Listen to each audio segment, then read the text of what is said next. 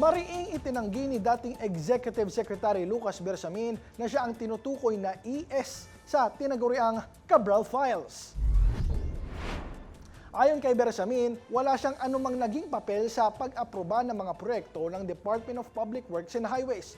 Matatanda ang sinabi ni Senator Ping Lacson na may mga dokumentong nag-uugnay sa 5 cabinet members at ilang opisyal na may bilyon-bilyong allocables sa 2025 budget.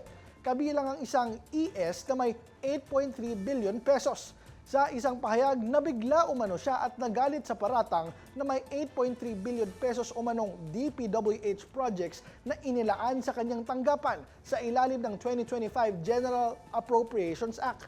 Git niya, hindi siya kailanman humiling, nag-endorso, nag-aproba o nagbigay ng otorisasyon para sa anumang DPWH project o budget. Itinanggi rin niyang may inutusan siyang sino man sa loob man o labas ng gobyerno na gamitin ang kanyang pangalan o dating posisyon kaugnay ng budget. Kinwestiyon naman ng Malacanang ang pinagmulan at magiging totoo ng mga dokumento na umano'y nagmula sa isang staff member at hindi kay Cabral.